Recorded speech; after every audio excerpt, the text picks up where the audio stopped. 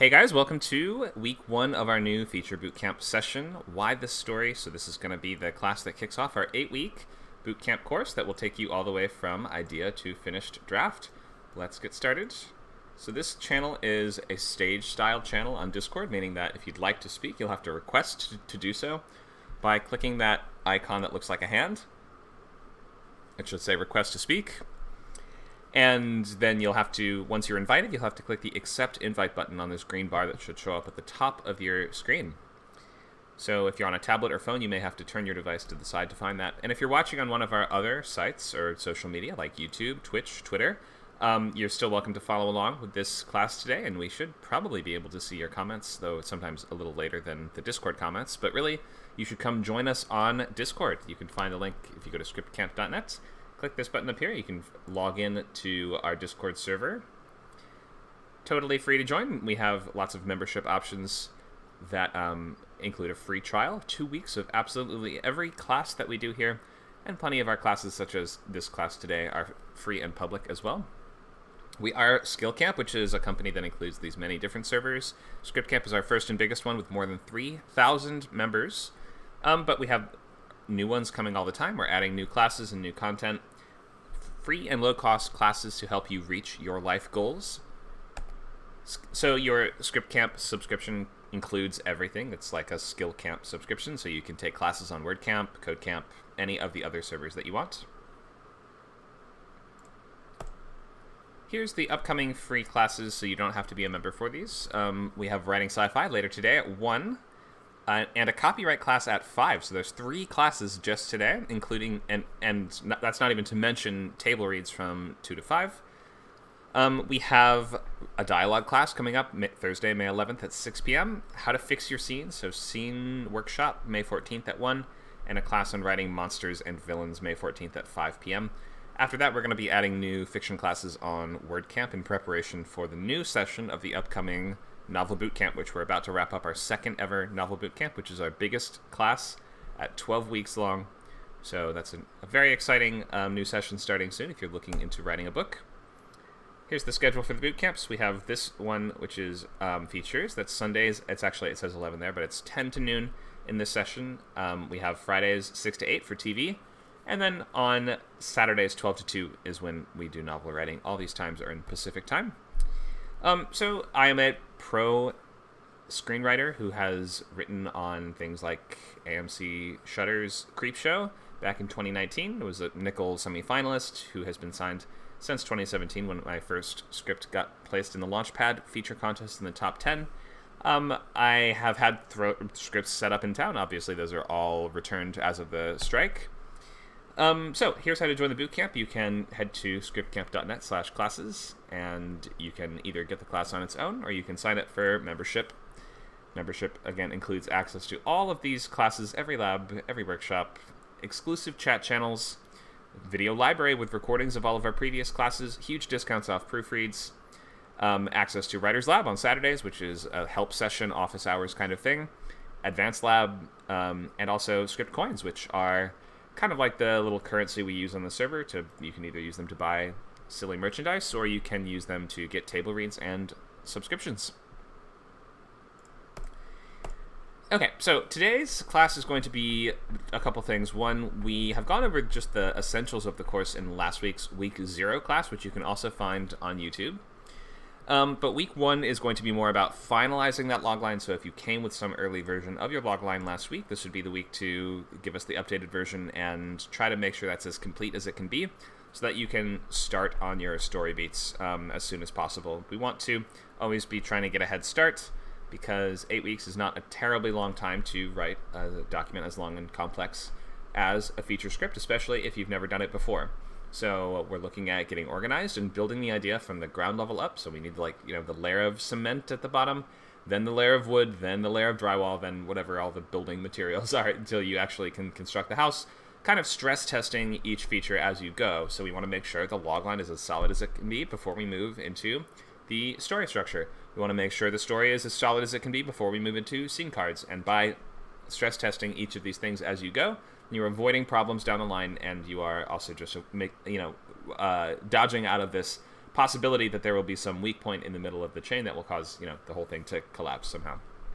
Anyway, it will just be much easier to get through this the more organized that you are and the more of a kind of method and a system that you build for yourself, and this course is intended to teach you how to do that. So the goal should be pretty much to be able to write feature films in 8 to 12 weeks, at least for the first draft, because you're going to have to do more drafts, of course, but for an assignment, 2 to 3 months is usually what you're going to get. So try to work your process to the point where you can pull off drafts at around that rate if you'd like to do this professionally in Hollywood. So here's the upcoming schedule. We have today finalizing loglines and filling out sketchbooks all this week and next week. And really there's no point where we stop filling out sketchbooks, the sketchbook just being an unsorted aggregation of all of your notes, ideas, influences, research material. It's kind of just all of your scratch pad writing for the entire script, all in one single document. So we're going to make that today if you've not yet made that, but you're going to simply continue to fill that out if you have. Next week, we are on Instructor, so that's our first class that you're going to have to be a subscriber if you'd like to attend. So if you're checking out just these free classes, that's totally cool and fine, but if you'd like to go through weeks 2 through 8 and finish that first draft of the feature film by July 2nd, you should sign up for your free trial at scriptcamp.net. But next week is Structure, then we move on to Structure 2, which is scene cards. So we're expanding that story beats outline into a full paragraph for every single scene with the page number estimates on it that tell us kind of where that scene should fall. And essentially we're trying to figure out what happens on every page of the script before we start, which is why we take the first 4 weeks for doing nothing but planning and organizing. So you don't even have to download screenwriting software until halfway through, at around week 4, which is May 28th. Is that right? Yeah, that seems right. Then you will be downloading screenwriting software. If you've not done so, you may like something like Arc Studio or Writer Duet or something like that, which have online versions and free trials and all that good stuff. But you don't need to download that until halfway through. For the first half, we are just making sure we have a super solid idea, organizing the main kind of appeal or the main moments of that story, the premise scenes, which we sort of need to be those are going to be the first things that you're sort of coming up with to fill out the second act. I've been kind of touching on this idea recently of if you would like a plan for your plotting, then maybe start with premise scenes, jump ahead to finale, fill those things out first, and then you're going to, with a really solid logline, be able to just place a couple other things onto your kind of structure board and be able to connect the dots backwards and forwards from those and fill out the entire story of your script. But you don't absolutely have to follow any kind of method or plan like that if you don't want to. The point is, you want to have a full paragraph for every scene and be ready to start by May 28th, because you're going to be writing 20 to 25 pages a week, and that is going to obviously depend a little on the length of the script that you've chosen, but it's going to be about 4 to 5 pages on every weekday once we start the script on May 28th. All right, any questions about the basic overview of the class before we move forwards? Feel free to either raise your hand or let us know in the chat, the text chat.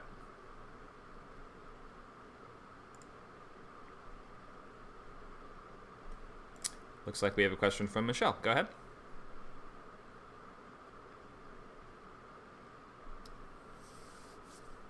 So I've invited you to speak. You'll have to find that green bar that looks like this and click the accept button.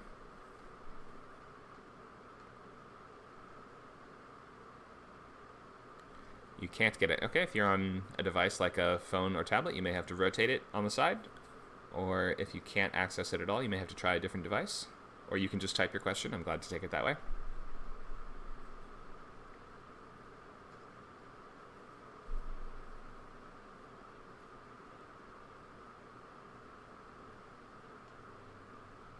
Okay, it looks like she's going to type her question.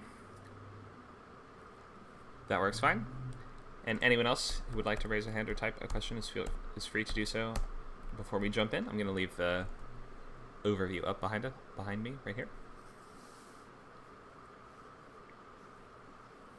So while she's typing that, let me give you a preview of what we're about to do. So we start with introductions. I'm not sure how much exactly of this we will do today. We may just do a couple introductions. We're not going to go through every single person and be like, you, tell us who you are.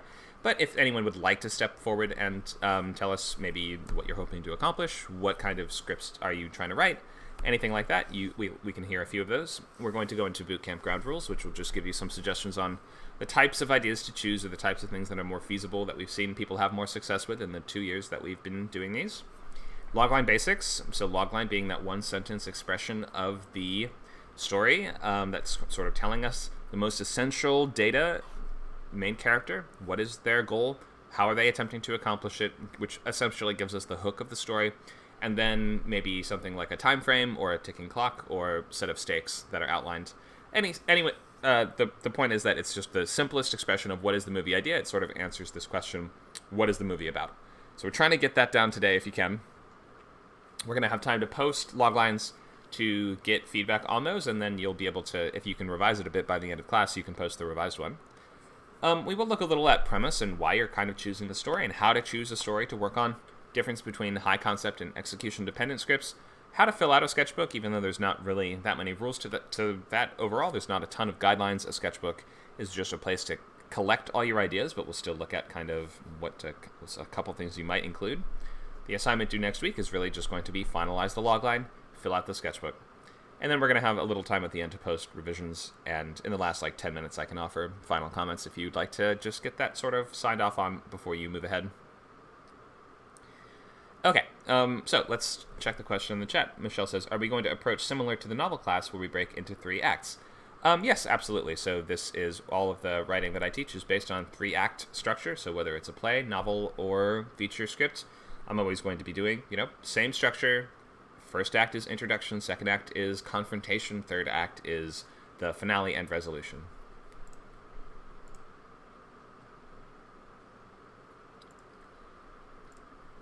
All right, so let's start with anyone who'd like to step forward and tell us a little about yourself, what you're trying to write, what kind of writers you want to emulate, what kind of genres that you're into, your experience. Have you written scripts before? Have you never written one in your life? Anyone who'd like to raise a hand and speak for a second can feel free to tell us a little about you. Or you can do so with the text chat. Any volunteers? Taylor, come on up. Hey, my name's Taylor. I've been writing for a while.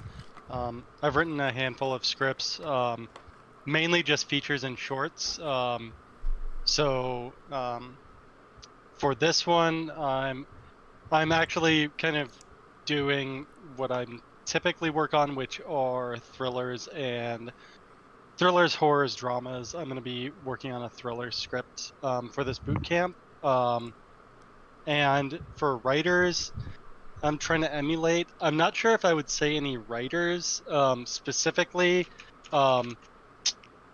More of specific films or just genre, more specific subgenres of the thriller genre. Okay, like which subgenres? Specifically, I'm going to be working on a survival, isolated survival thriller. Cool, like wilderness, you mean? Yeah, kind of. It was inspired by, I watched that older film, Open Water, where it's just 2 people stuck in the middle of the ocean. And then I started watching a couple more survival thrillers and Castaway, and just got really interested in being able to do something that's minimal characters stuck in a single location and having to fight their way out. Very cool. Yeah, they're tricky to pull off, but seems like you're a big fan of them, so you'll have a lot of ideas, I'm sure. Open Water is not an older movie, by the way. That's from 2003. When you say an older movie, I think you mean from the 50s, but that's from 20 years ago. Yeah, some people, when I say something like that, they're like, oh, that movie's old, and I'm like, yeah, it's not that old. If it's from the last, I'm going to say 30 years, it's not that old, but maybe I just say that because I'm 30, and I feel like anything that's I can't know about it if it's that old or whatever. Anyway, so that's my stupid thought on that. But yeah, I know Open Water. That's the one where they're trapped. They get dumped by the boat, and they're just left to get eaten by sharks, essentially. So Yeah, yeah, so go ahead. I got kind of inspired by that, and I was like, um, yeah, it's really tricky to think of, it's kind of like heist movies where it's like you got to think of some really clever stuff, and so I'm gonna take my time and just kind of let the ideas flow. But I like my logline now and kind of the ideas that I'm coming up with. So I think it'll be at minimum going to be really fun. Great, awesome. Thanks so much, Taylor. Yep. Anyone else want to tell us what kind of thing you're trying to write? What you're a fan of? Any writers that you are trying to do something like them? Michelle, go ahead.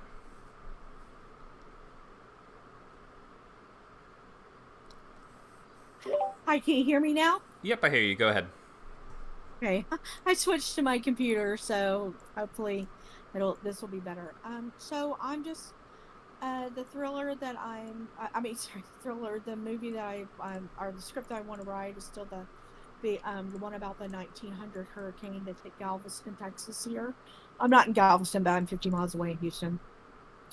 And I don't know what writers I'm trying to emulate.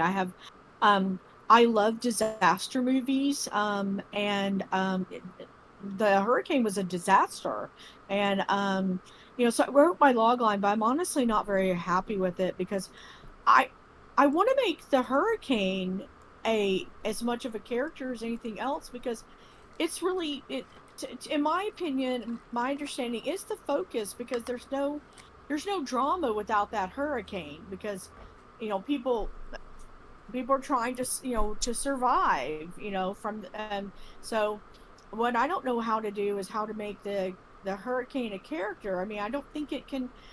I mean, can it be in the log line? If so, I don't know how to write that.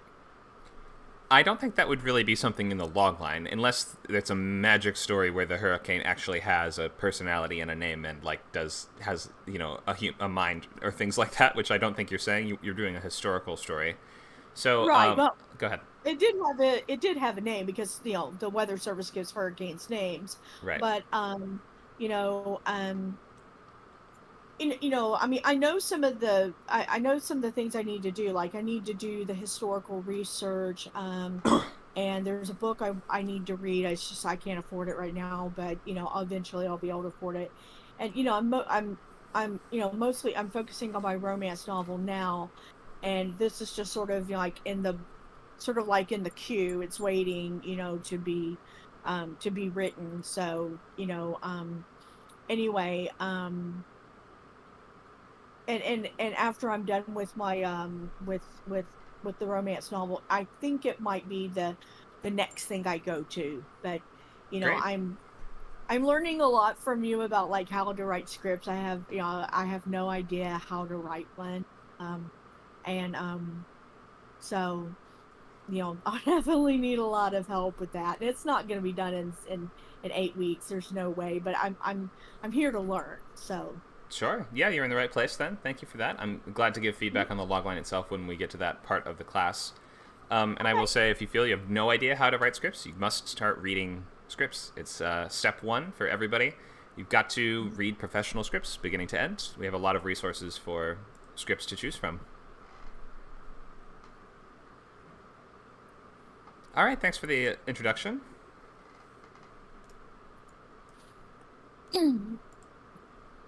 All right, we can do one more, I think. Does one more person want to say anything about themselves?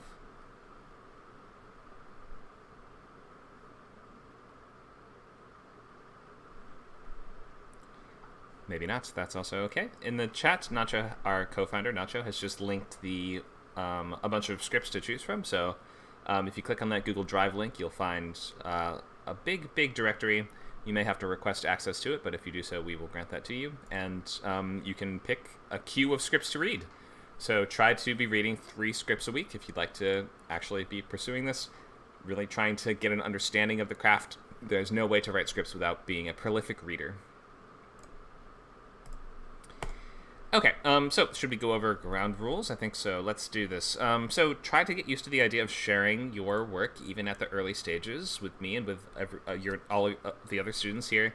Although it can be difficult to hear these big notes at these early stages, it's why you're sort of incentivized and encouraged to pick an idea that you're not as attached to for this bootcamp and not pick a true story, not pick something that has to be kind of perfectly rendered in order for you to do it justice, because 8 weeks is really just not a lot of time to pull these things off. You want to also just use your real name or anything that is a real name instead of a screen name if you'd like to continue past this class in the bootcamp. So you don't have to do this today, but if you'd like to take week 2, week 3, and all the way through week 8, then you'll be using your real name. Or if you really don't want to, then a nickname or something like that. You can change that on Discord by right-clicking your username, and we can do it for you if you're having trouble. So what kind of things should you choose? A brand new idea is what I'm going to recommend, or a major rewrite. So that would be something that you're willing to sort of tear up even the basics of it and start from scratch. So not something that is going to require careful navigation of notes that you've gotten on an earlier draft of the script. We don't typically want to be approaching this as if we are trying to fix a script. You want to look at this as a new script. So if you are rewriting something to the extent that you view it as a new script, then that might work okay. In any case, avoid true stories, anthologies, or adaptations of any kind. Nothing that would require that extra research to pull off in this limited time frame. And just don't do time travel. Just believe me. Probably don't do a historical unless you have some kind of background, or maybe you've already studied that era, or maybe you're a Civil War reenactor, or maybe your college major was Roman history or something like that, which might give you enough of a background to not take way more time with the story than you would otherwise. But in any case, I recommend probably against doing a historical. And just be careful with anything, especially if you're newer at this. Beware of anything that just is really difficult to keep straight on the page, which are going to be things like multiple copies of the same characters, parallel universes or multiverse realities, scripts that rely on extensive use of flashbacks or different kind of timelines that we jump between. All of those things are incredibly difficult to pull off, even for pros, and you just don't want the majority of the notes that you get to be asking, wait, I don't get what's happening here. If most of your reader's attention is going to be focused on figuring out just, wait, isn't that a paradox, or how does that relate to that, or wait, where are we and when are we? Who is that? Is that, which version of the guy is that? Then you're just not going to be able to get as useful feedback from your early scripts. We don't want these questions to be all on just basic logistics and logic problems. You want the notes to be on things like character, dialogue, story arc, stuff like that. So maybe just pick some weird concept that you've always wanted to see. Like, take a big swing and write some fun thing that's just going to keep you excited to come back to it for 8 weeks. It doesn't have to be perfect. It's not going to be very good, probably, if it's one of your first scripts. But that's okay. The objective is not to write a great script. The objective is to run the laps and lift the weights and to put in the reps so that you can start building the right muscles and just improving at this over time. Understanding that this is a long road and you're not going to get there in just one script. So, I just kind of went over this. Will the draft be good? No, but let's just move beyond the idea that any draft needs to be good. Anyway, let's make the sketchbooks, I think. So go ahead and open Google Docs and just make a brand new document. You're going to call it Name of Movie Sketchbook, and at the top you'll put your title, genre, logline, and comps. If you don't have any of those yet, you're going to just write those words down and then be filling those out as you can during the class today and in this upcoming week. So you're going to always have the sketchbook open during class and when you're working on your script, and anytime you have an idea at 3 a.m. you wake up, just open the Google Drive on your phone and type it into that sketchbook document. You don't want to lose stuff or be writing stuff on different sticky notes all over the house. So we'll go over what each of these things means a little more, but I think everyone knows what title is. Title is the name. If you don't have a name, you can say untitled genre blank movie. Genre is going to be limited to 2 different genres that you've mashed together at the most. Don't feel like you have to mash things together if you don't want to. There's nothing wrong with just saying comedy or just drama or something like that. You don't have to add more flavor. It's not going to sound boring just because it's only one thing. But don't mash together more than 2 things or it'll be just unclear what you're going for and what the expectations are. So try not to say it's a, fantasy, sci-fi, western with romance and comedy and drama elements. We're just going to be like, I have no idea what that even is. So try to just pick 2 different things for genre. And similar with the comps, you're going to want to just pick 2 comparisons at the most. And comps are we're sort of saying it's like this movie meets that movie. And in some cases, that's going to be, you might think of it as the world of the first thing, but with the style, tone, or approach of the second thing. If we say your movie is like Lord of the Rings meets Pulp Fiction, that tells me that it's going to be a sort of crime story with different intersecting timelines set in a fantastical world with dwarves and elves and stuff. Whereas, if you did it the other way around, people might think the opposite. It's not really an exact science, but you just might use that to help you if you're wondering where to start with comps.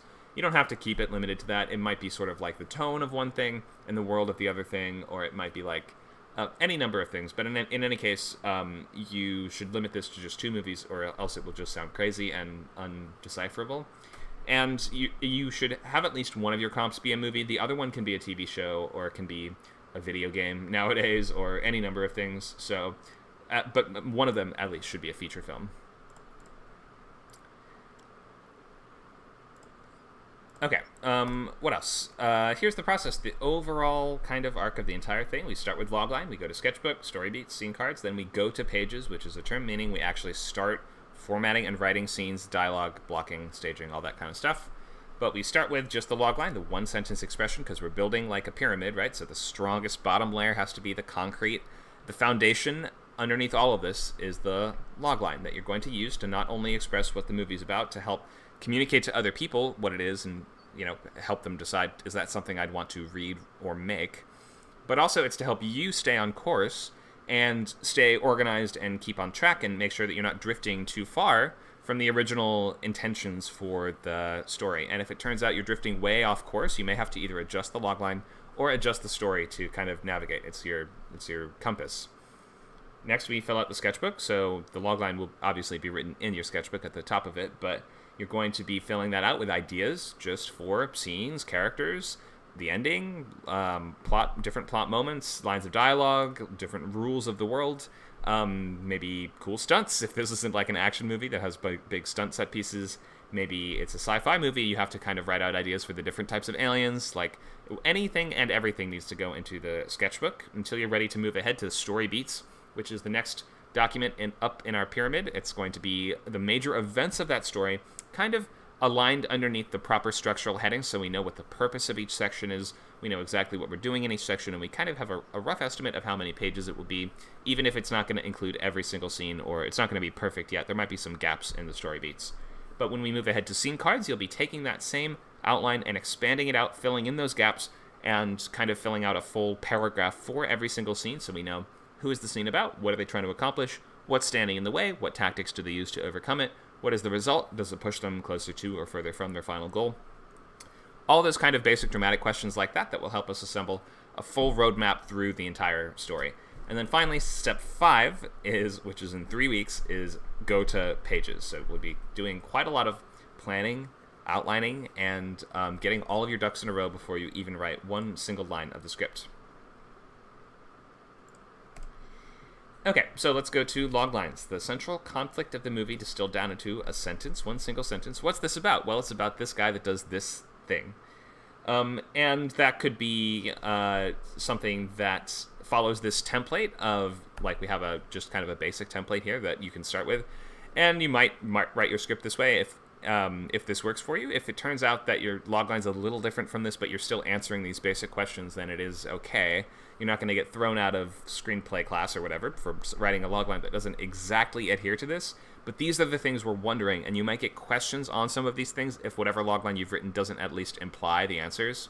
So we want to know when or after the inciting incident, that's otherwise known as the catalyst, and that's the thing that gets the story started. That's when Peter Parker gets bitten by a radioactive spider. An adjective protagonist, okay, a nerdy teenager, must conflict. This is where it gets complicated because, every Spider-Man story has a different sort of conflict and stakes, but we might say something like, he must defeat X villain before or in order to stakes.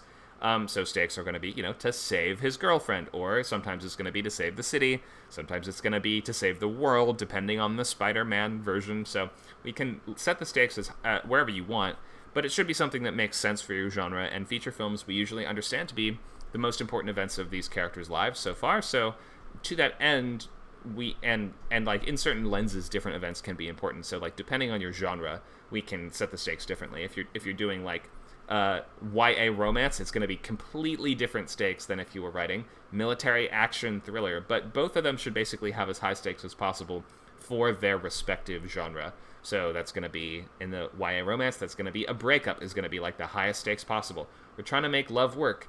And the military action thriller, it might be, we are trying to stop the bad guys from blowing up a skyscraper. That might be more along the lines of what we're trying to prevent and what we stand to lose, which are going to be essentially how we conceive of the stakes.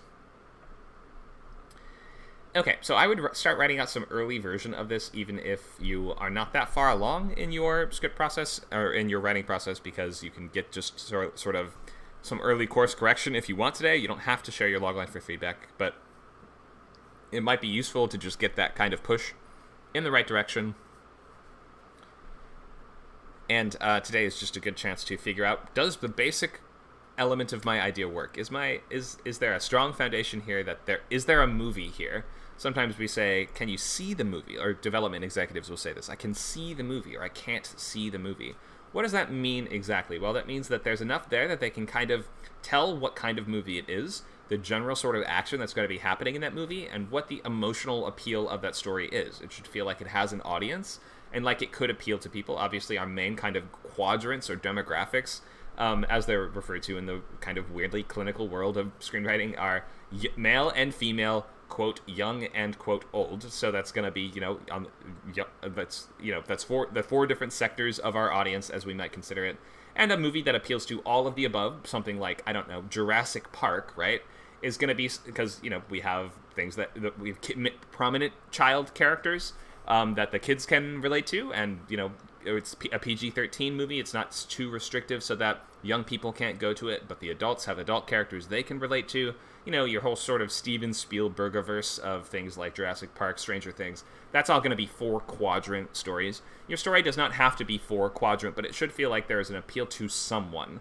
Like, anyone would want to watch this. If your movie just sounds completely experimental and like it would be about a bunch of objects in various states of decomposition, in a room for 2 hours, that doesn't really sound like a narrative feature film. Or if it's going to be about people discussing stuff in a hotel room for 2 hours, well, unless you're Cormac McCarthy, then you're going to have a lot of trouble pulling that one off.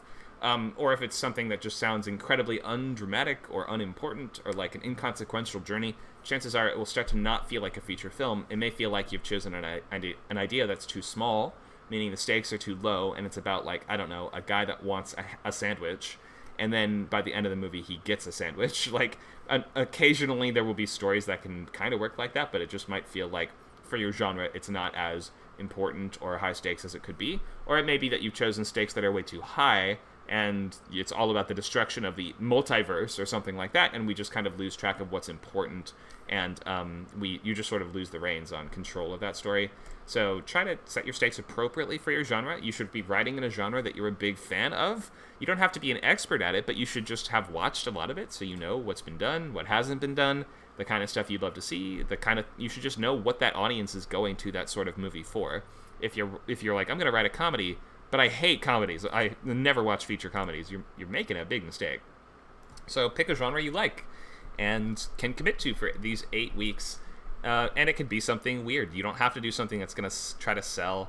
It doesn't have to be something that's going to make your career. Try to pick something that you will be enjoying returning to for just 8 weeks of time, and that you won't feel too bad kind of brushing your hands of and just moving on beyond if you need to afterwards. You can always come back and revise this if you really want to, but we're going to try to get to the point where writing a feature is not that big a deal for you, and you can kind of just knock out a feature in 8 weeks, no matter how good the idea is, whether it's good or bad. I mean, working as a feature screenwriter, you have to pitch on movies based on everything from chocolate candies to board games all the time. So it's like you have to kind of be able to make a story out of anything, and I would try to just get used to finishing scripts and moving on.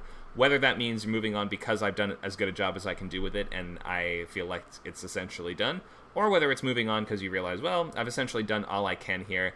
I'm going to simply move ahead because this is stopping me from writing something else. That is also a version of moving on, and you're welcome to do either. I recommend you stick with one project until it's done. Try your best to finish things and not to abandon things halfway through, but if you absolutely need to, and if it is stopping you from proceeding and moving forward, then you may need to sometimes. So try to get used to these 3 main skills: reading, writing, and moving on. Moving on, finishing things, or realizing when you need to make a sort of strategic retreat from that thing, as we might say, and maybe return to it later. But if you're not moving on, then you're not writing new material, so it's sort of stopping you from doing one of the other essential things in that chain. If nothing else, you should be reading, though.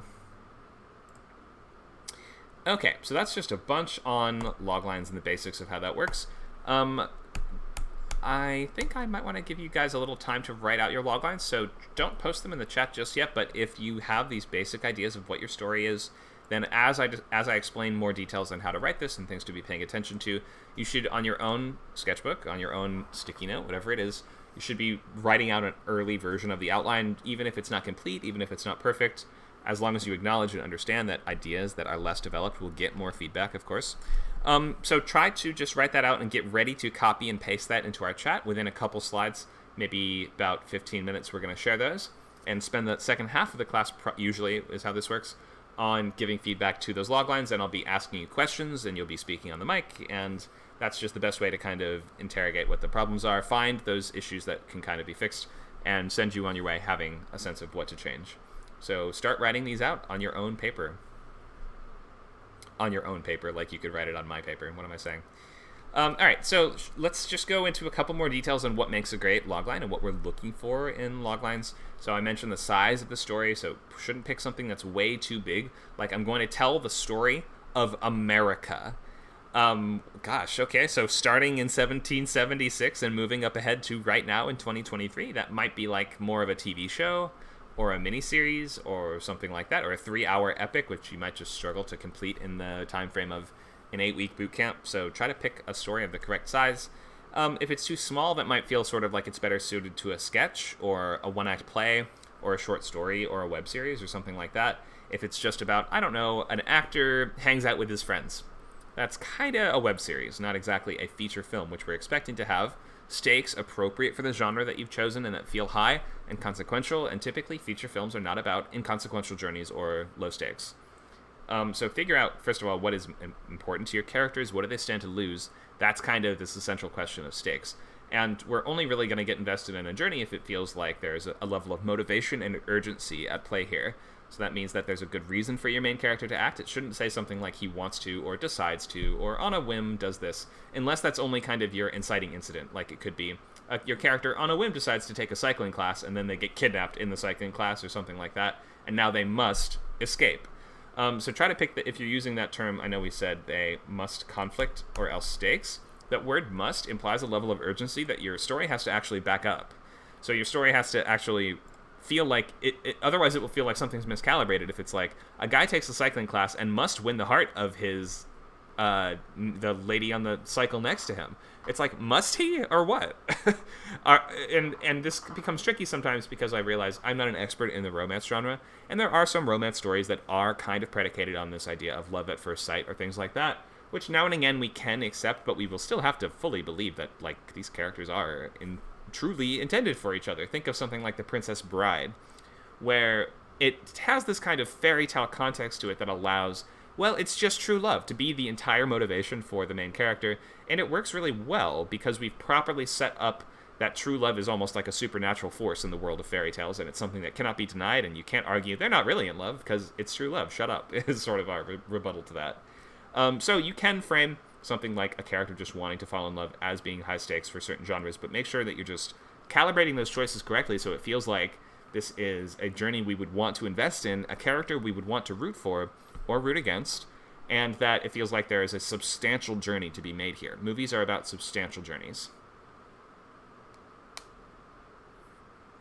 Of course, there is the odd exception of like what we call a mumblecore movie or an indie drama that's about a guy deciding if he maybe wants to go to college or maybe doesn't, or things like that. Those are still substantial journeys within the context of those stories for those characters. It's not like every journey has to be life and death stakes. It's just that it needs to kind of feel important in some way.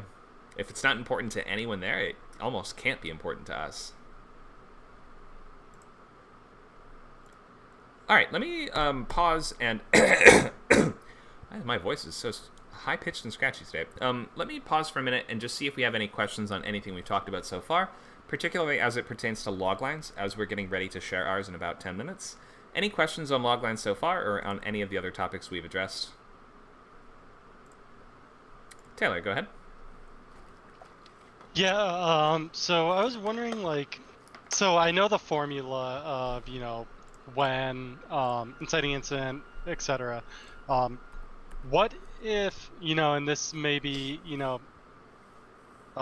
deviating from that formula, but I feel like I've seen log lines that the answer to those questions, like the must conflict section, are baked into stuff they're saying, like what the logline is saying. Like, let me try to find an example. Sure, yeah, I'm glad to look at an example if you have one. Let me try to. Okay, so this one was a really good logline I just recently saw for a script, spec script called Fear City. A serial killer has an entire city living in fear until he is kidnapped by 3 petty crooks looking to make their big score. The ransom demand they make to City Hall is chillingly simple. Give us $1 million or we'll let him go again. Okay. And that's a pro feature, or where did you find that? I saw this on Script Shadow. Okay. This was, I think they had some credits to their name, but yeah, it was. I'll post it in the. Yeah, feel free. So like, go ahead. Yeah, so like that one, I feel like a lot of that is baked into there. The ticking clock is. I don't think there's anything specific about that one for a ticking clock, but the stakes are that they're gonna let this serial killer go again, and like, I guess there is no really protagonist must conflict in there. Yeah, I mean, it's a cool writing prompt to me, and maybe the script is good. I haven't read the script, so I can't actually weigh in on that itself. But to me, this as a logline is a little confusing, because I'm like, who's the main character? What are they trying to do? What are we actually watching in the story? It's sort of framed like a writing prompt, as if to say, like, now imagine what could happen next, rather than explaining what happens in the course of the feature film to me. It is a good idea. Like, I am in for the basics of this, but if I were giving feedback on this, I would first of all probably frame it around a main character. Is the serial killer the main character? It sort of sounds like he is. No, it's I read it. It is the petty crooks are the main characters. Okay, but there's one main character that stands out among them, I'm guessing, that is sort of our primary protagonist. Is that right? Yeah, and to be honest, after reading this, I would definitely change this logline around. It's one of the crooks is like dealing with like a medical issue, and he needs some money to be able to treat it. Okay. So yeah, I think like I'm kind of wondering about, like, I guess the question is when those things are kind of baked into where you're kind of doubling up on like the stakes and the conflict. This question makes more sense in my head. But no, I get it. I get what you're saying, and there's sometimes where you can sort of imply the answers to some of these other things. Like with my script, Peter and the Wolves here, which was the script that I got signed off of and broken with, the logline over many iterations just ended up being something like a sensitive boy in Nazi-besieged Leningrad must hunt down the cannibal that ate his friend. Or I think in some versions it's the cannibal that has been eating his friends, or that is preying on his friend group, or something like that. And in that case, well, what's the ticking clock? Well, we assume it's because the cannibal will eventually get to him, right? So it's sort of to save his own life and to save the lives of his friends, but we don't have to spell that out exactly if it just seems clear from the basics of the sentence. So in certain circumstances, yeah, I think you're right that sometimes you can make some of these, if you can answer these questions in a way that doesn't follow the format exactly, it's totally fine. Cool. Thank you very much. Sure. I'll just leave this up behind me if you guys have questions about any of these. So the thing is with loglines, like the versions that you see are not always the one that was written by the writer for that script. Sometimes they're written by somebody else, like their manager or agent, or the contest that ended up that you placed in. Sometimes we'll write a logline for you. So not all of these are actually written by me exactly, and they're not all exactly as I would turn something in for a bootcamp type script. But you can at least see the sort of stuff that I do. I'm writing mostly horror, thriller, dark comedy, and action stories. And I think that, especially the second one here, it's such a complex situation in Hintline that it ended up being just 2 sentences just to make it as clear as possible. Yours should typically be 1 sentence, and if I were to write that for myself today, I would make that 1 sentence. As opposed to, I actually was not the one who ended up writing this full draft of this Hintline logline. But in any case, you can see sort of like different ways that you can answer these questions. Once you do this enough, you will find ways to kind of deviate from that just basic boilerplate template a little more. Okay, any other questions on loglines before we start posting them?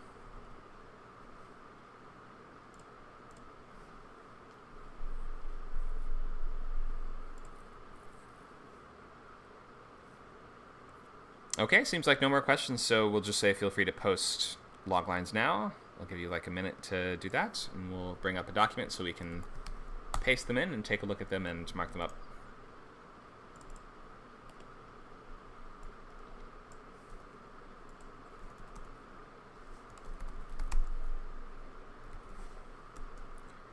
So when you paste them into the chat, make sure to include genre, title, genre, comps if you have them, logline.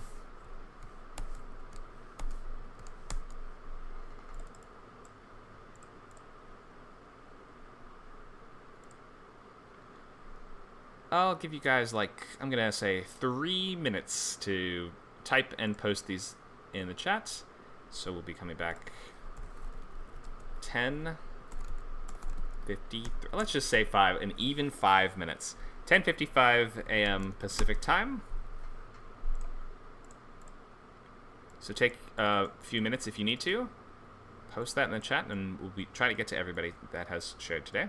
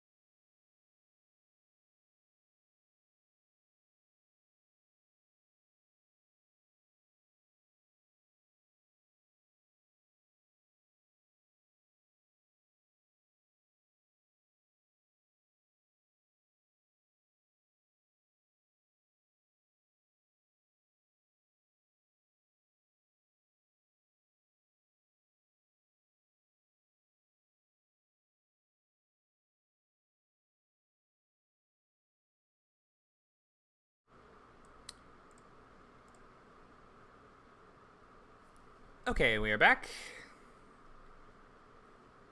Looks like some folks are still typing their log lines. That's okay. We'll just start at the top and work down. So we'll start with Taylor.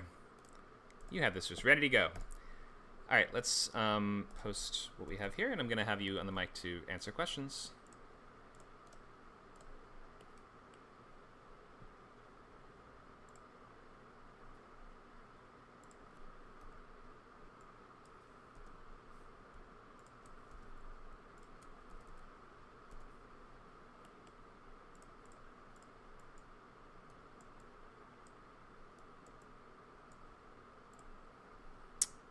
Are you there, Taylor? Yeah, I am. Okay, great. Why don't you read this off for us? Yeah, so the title is Hammer Smashes Toe. Genre is thriller. Comps, The Descent meets Fall.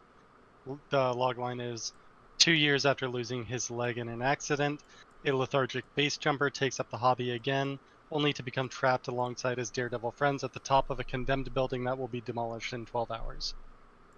Great, okay. So Hammer smashes toe. Can you explain that? Yeah, so I really like one of the main themes is the main character, he loses his leg in a base jumping accident, leaves the hobby, and I really wanted to name it Phantom Pain, but that's already taken by Metal Gear Solid. Metal Gear Solid. Yeah. And so I started like looking up like more about like Phantom Pain, and one of the most common Phantom Pains, I like the description of it. Like I found a description of like the most common ones from people who have had their leg amputated, and the most common one said it feels like a hammer smashing your toe. Okay. I think I see what you're getting at then. Let me read it again. Descent meets the Fall. The Descent being the movie about the cave people, the weird monster cave people that attack the spellunkers? Yeah. Okay. Mm-hmm. Are there monsters in your movie? Yeah, so that's kind of why I don't know if I want to leave that comp in there. It's basically the first act is them getting to the top of this tower. Second act break would be them realizing they're trapped in one of the upper level floors, and they're aware that this building is going to be demolished. But there is one of these characters who I want to characterize as just being a conspiracy nut, and him saying that that this building wasn't what people have said it is, and that it was a government experiment, and that they've been housing people in there. Like, I haven't really got too far into that idea, but basically around the midpoint, they realize that's true, and that these that also becomes a threat, that these dwellers and these experimented people have been living in this building, and that is the actual reason why they're demolishing the building, is to be able just to take out this experiment over. To kill the mutants. We're just gonna destroy the whole building. Okay. Why did you not include any of this in the logline? I guess is my only question. This is like the hook of the whole movie. Honestly, I have no clue. Okay. It was one of those things that I was like, it would be a fun reveal if this one character who we're brushing off the entire time as just being a conspiracy nut, which is kind of how I have it like in my head would be going, is that like it's definitely not gonna be that thing that this guy is saying. This guy's just crazy, and then everybody else realizes, oh shit, that is true. Okay, I mean, I'm not against the idea of the monster people in the building, but I feel then in that case you should tell us that in your logline rather than withholding it. This also sounds much more like a horror thriller at this point than a straight thriller. Would you say that sounds right? Are there jump scares and scare sequences? Definitely at the midpoint. It would, in my head, it would transition from being a really straightforward survival thriller for the first act and a half into horror thriller for the second half of this feature. Okay, so your comp of The Descent is actually quite a good one if what you're describing is how you would actually approach the movie. But then in the logline, it's not like we would withhold the mutant cave people from the Descent logline. We're not going to say they get trapped in a cave and need to get out, and then sort of like I'm watching the movie, sort of that is how it feels. So I understand the I guess the inclination to kind of frame it like that, because the movie doesn't really set up the cave people, and that is sort of like part of the fun of realizing how much trouble the characters actually are in. But for the purposes of a logline that you're trying to get people to read this, people who were interested in making or reading a survival thriller are now going to say, "Oh wait, this is a splattery creature feature. I don't like those." Or I mean, you're banking on the fact that they will like both of those things, and that's not always going to be the case. So I would just be a little more straightforward with what the movie is, and it's also just like a fun hook that you shouldn't withhold. So it's something like, and first of all, is a lethargic base jumper. Lethargic feels like maybe the wrong word here. I think you're saying he's... Well, first of all, I don't understand how somebody who you're describing as doing an extreme sport can be lethargic in the first place. I guess what you're saying is he's sort of a former base jumper, right? So he maybe falls into a period of atrophy and inactivity after his accident. Is that what you're getting at? Yeah, so after he loses his leg, he just becomes really lethargic and depressed for a couple years until his old friends approach him that this is a building they always wanted to jump off of, but the security was too tight on it, and they've just found out that it's going to be demolished, and they need to do this right now. So X base jumper may be either a depressed base jumper or lethargic X base jumper. Well, he's lethargic because he's depressed, right? So if he weren't depressed, he wouldn't be lethargic. So that feels to me like that's what at the root of what you're getting at.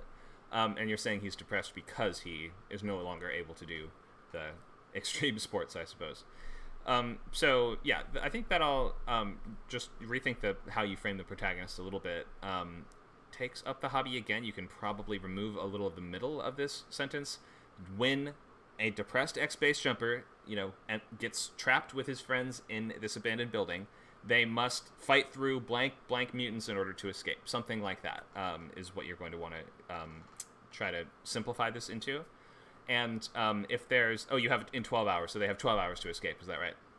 Yeah. Normally when they do a building demolition, don't they set charges all throughout the building that will make it kind of implode in on itself? Is there some reason why nobody would check the building before destroying it? So as of now, like where I have it is that that's already been done. This is ready to go, and they're going to be going in there late at night, just prior to the building demolition. Okay. So maybe I'm going to probably have to stretch the truth a little with it, or bump up that time frame. Or just change the ticking clock a little bit. I mean, it could be that the building itself is just collapsing, and that doesn't have as strong of like a time frame associated with it, but it's like, hey, unless we climb this thing, it's going to fall apart within the year, like for sure. They're already seeing chunks of it fall off. So maybe it's something like that, where just the building itself is the structure is starting to degrade, and the dangers of the architecture of the place could be a big hazard in the movie. Maybe a fire starts, or maybe there's a natural disaster that threatens the integrity of the structure, and that gives them kind of a ticking clock, while they're in there. There's an earthquake or something, and that... maybe that's stretching our kind of coincidence budget a little bit, because you already have sort of two coincidences, I suppose. But in any case, I would maybe rethink that element a little bit of it's going to be destroyed in 12 hours, because I'm not sure if I fully buy that they're just going to show up with the crew and everything. They're like, all right, we already put all the explosives in, so guess we're good, right? Anyone have any objections? Here we go. Beep. Boom. I think that at the very least, the crew shows up, they'd be able to hear people yelling from inside the building, no? Or they'd see that there are people in the building in some way. So I just feel like you might have to recalibrate that part just a little bit. Yeah. Cool. Thank you so much. Appreciate it. Sure. I hope that helps. This does sound cool. I would also maybe rethink the title a little bit. It's a unique title that grabs my attention, but when I see that, I don't think urban exploration creature feature at all. Maybe and look how simple the titles for even your comps are. Fall, The Descent. What about other movies like this? Buried, ATM. Oh, the name is always exactly what the hook is, whereas your titles are really abstract. It's really abstracted from what we're doing in the feature. So I'd maybe rethink the title a little bit, unless you're absolutely dead set on it, because it is unique and I've never seen the title before, so it is cool. If you can find some way to justify it, then go for it. But right now I'm like, it sort of isn't telling us what the hook of the movie is. Yeah, definitely. Cool. Yeah, I think it was like I see all these simple titles, like Phone Booth, Buried, all these like super simple titles that like in retrospect are great and tell you exactly what the hook is, and like I get turned off by it, but I'm going to play around with it and I'll check and like I'll look into some ideas that are much simpler. Yeah, the title is just a marketing tool, really. It's to help people know what kind of movie this is. It sets a sort of early promise, and in thrillers, the hook is the situation. And so that's why thriller titles are almost always going to be simply the situation condensed down to a couple words. See if you can do that. But if not, if you have some brilliant other thing to do, then go for it. Go crazy. Cool. Awesome. Thank you very much. Sure. Any last questions on this one?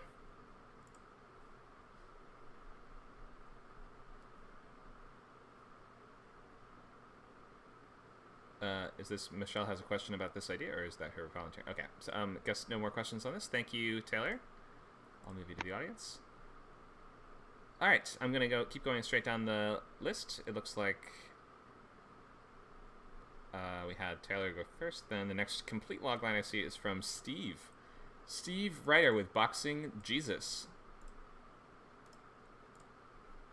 Then we'll have Jay coming up next. So we'll start with Steve. Hi, Steve. Hi, can you hear me? I hear you fine. Okay.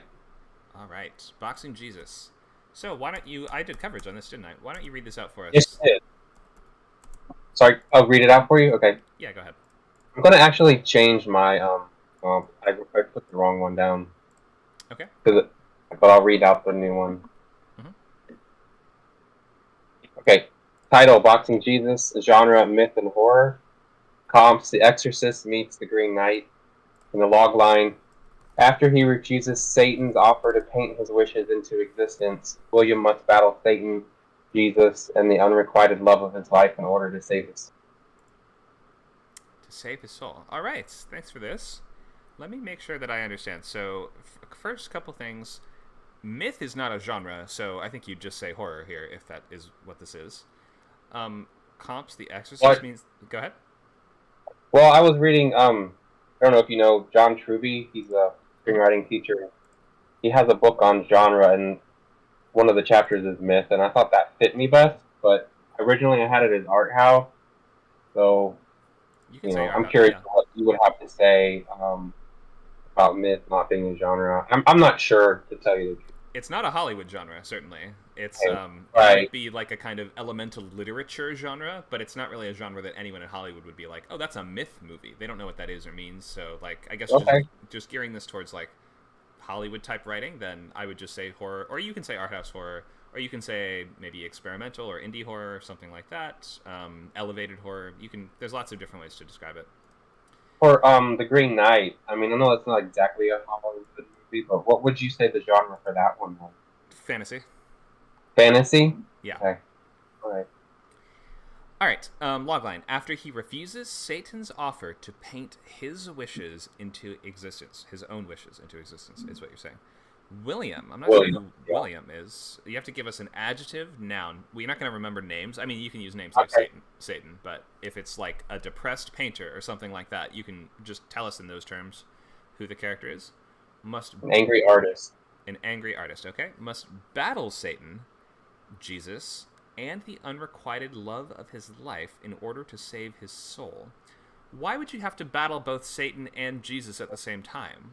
Why is Jesus mad that he refused an offer from Satan? Well, because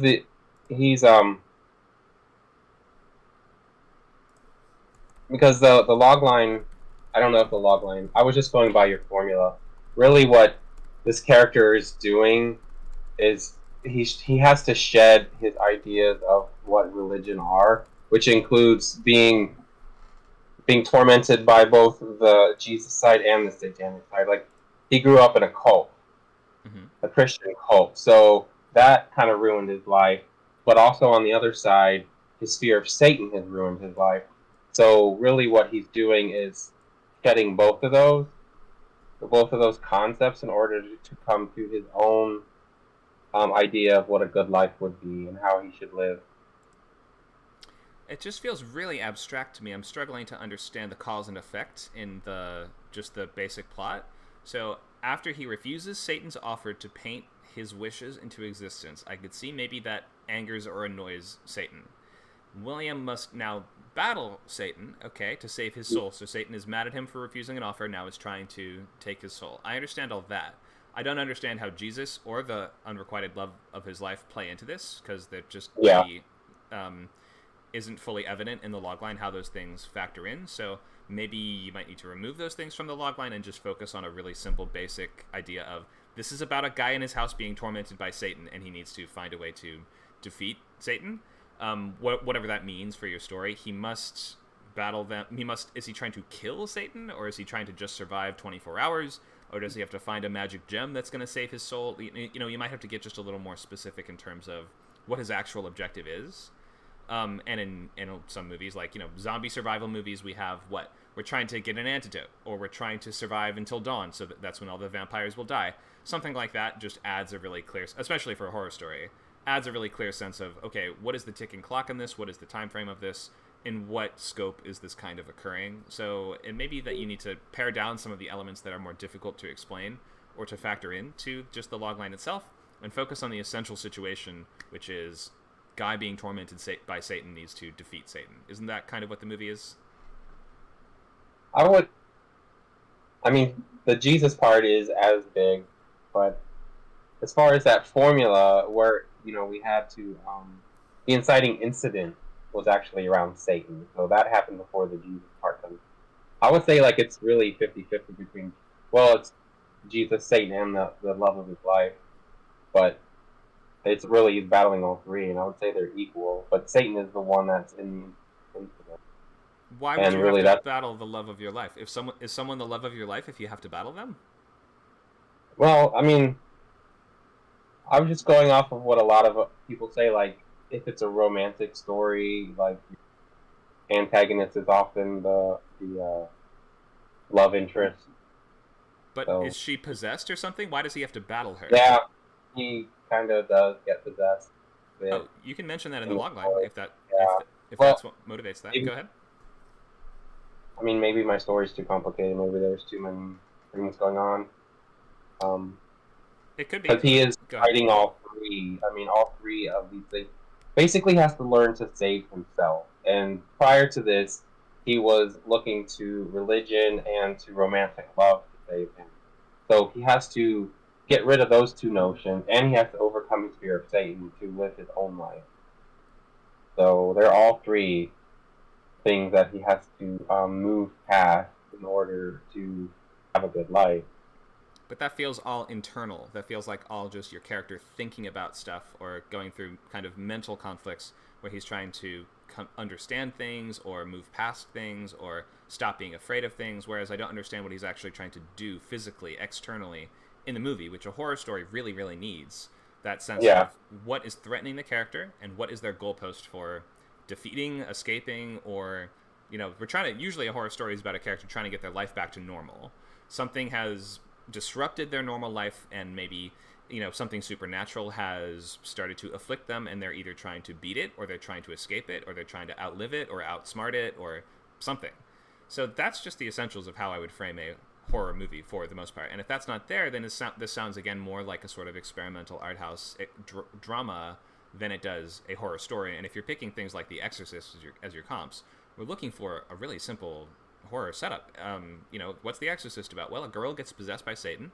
They have to call in a priest in order to save her soul and get rid of the demon. Or it's not Satan. It's like, what's his name? Pazuzu or something like that. Yeah, anyway, right. So they have to get the demon out of the girl in order to defeat him and to win. It's pretty simple. And eventually, if he stays in her long enough, he'll kill her. That's kind of the stakes. So the girl will die. At least I think so.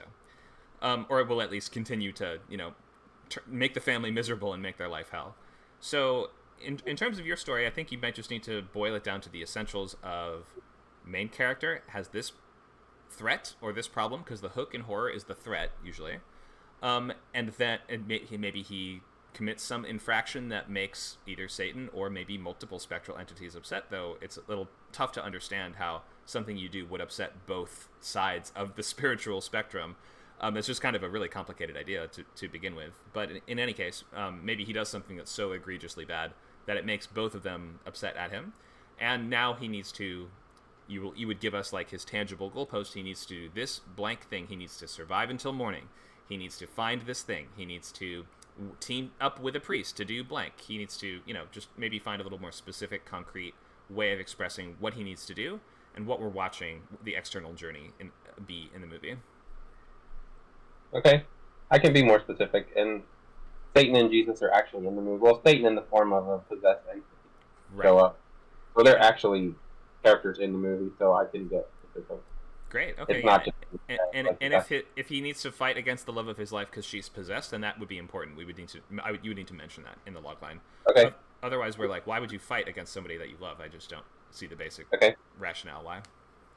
Okay. Hope that helps. Any questions on this? No, that's enough for me to chew on for now, for sure. All right. Thank you so much for sharing. I'm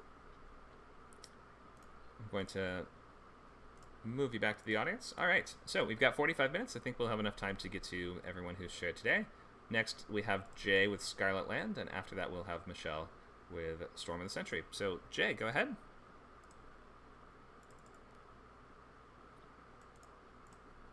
Hello. Hello.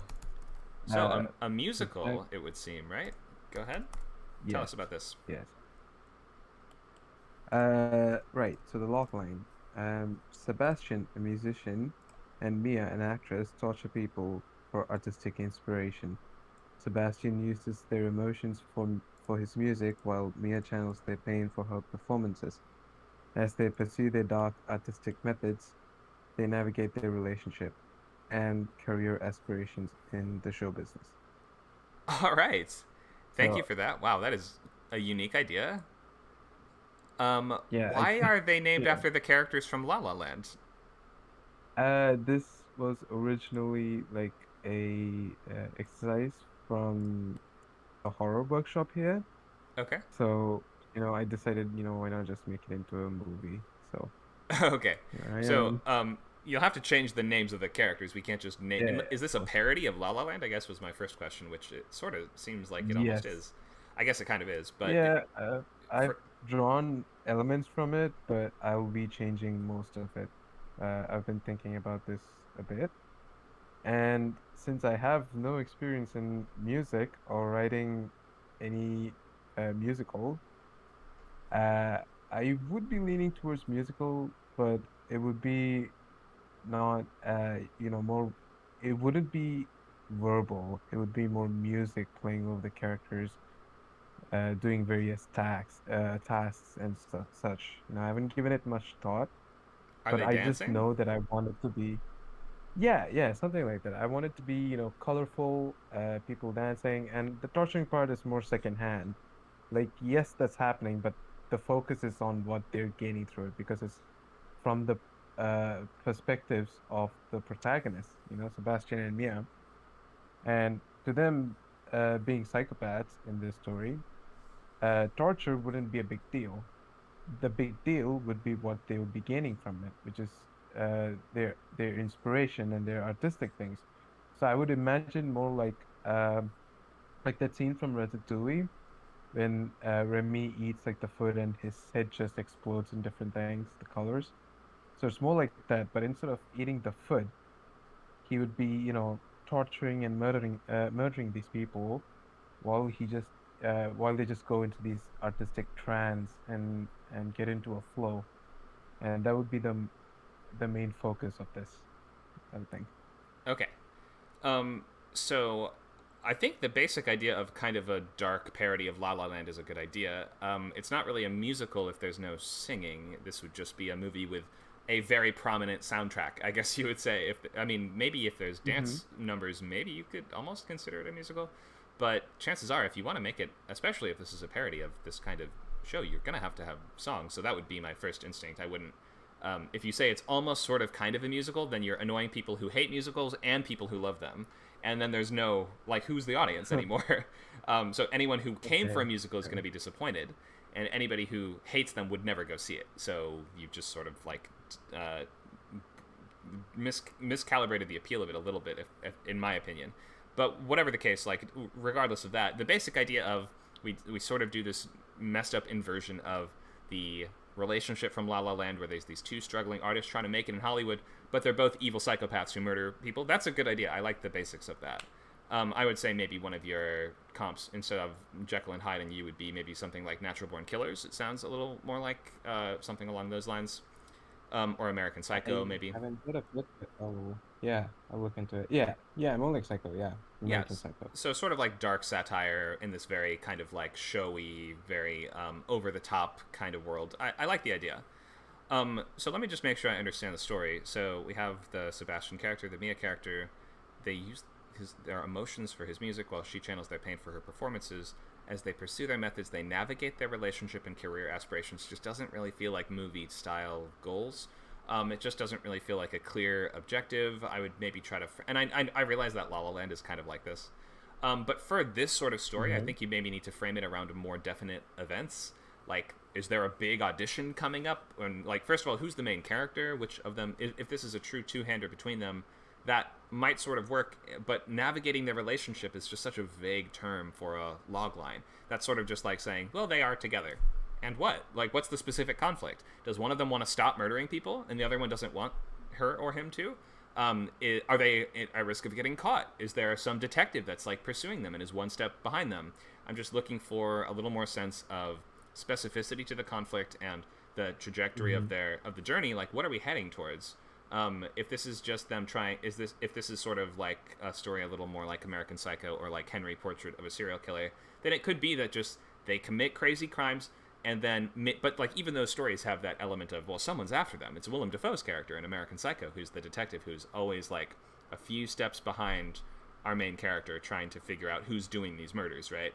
So you may have to add in some other kind of antagonist if that's if your characters are both working on a team against someone, or if the villain is one of them, if it's going to be one of them sort of acts as the antagonist. I'm thinking it might be if one of them wants to stop, then that would be a good conflict, but you don't have to use that. But that's just an example of what I mean. That would be more like one of them's the hero, one of them's the villain. Even though they love each other, it's going to end up a clash between these two. Then you don't need an external detective or something if that's the case. But do you see how we're just looking for maybe a little more element of clearer conflict in the story and maybe some sort of finish line? Like if there's one big maybe are they both up for one role and only one of them can get it or something like that? Or is there's like a maybe her favorite director ever is shooting a movie and she just has to get a role in that movie and she's willing to do anything to get it? I'm looking for like that kind of element of what is the event that the story is going to hinge around. Okay. For me, I feel like I'm struggling to find the proper balance between like all the things that's happening. So, yes, they're also torturing people. They have their careers ahead of them, and they also fall in love. But the balance between everything, like I want it to be a musical, but like I don't know if I can learn at this point to write musicals or to like learn music and then write lyrics and all that stuff, or do I have to collaborate with musicians to write the script itself? And probably even if I do, if I do make it a musical, then would it make sense to have I don't know, like a detective or something? And if I do add like the detective part, or the conflict being them being caught, then it would deviate from the torturing and murdering people, from that being the how do you say, like the second thing on their mind, to the most important part of the story. But the most important part of the story is them falling in love and navigating their careers, and not having to worry about the detectives or people getting onto them. So what would the conflict actually be in that case? What's stopping them from falling in love, or what's stopping them from succeeding in their careers? Yeah, that's what I'm trying to figure out, because I have the concept. I always get a concept. Concepts are easy for me, but it's always the conflicts and the proper balance in the story that gets to me. Yeah, it's tricky to figure out to make those choices and to solve those problems, but seems to me that's what the story mostly needs right now, is like a focus for the conflict. So once you come up with that, I think the rest of this will start falling into place a little more.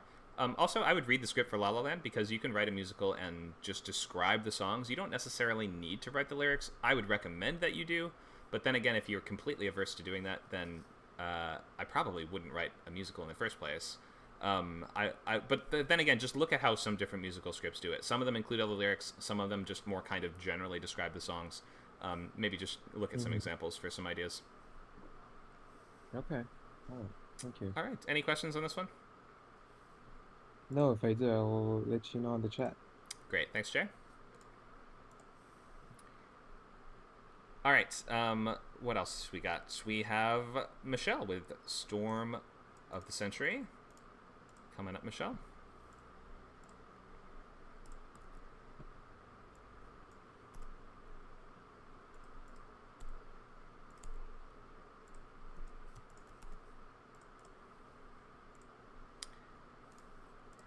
So I've invited you to speak. You'll have to click the accept button.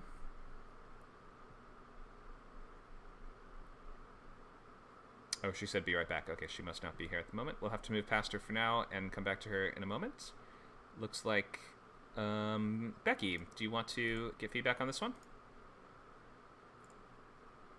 Hiya. Hey, all right. You have an updated version of Golden Light for us?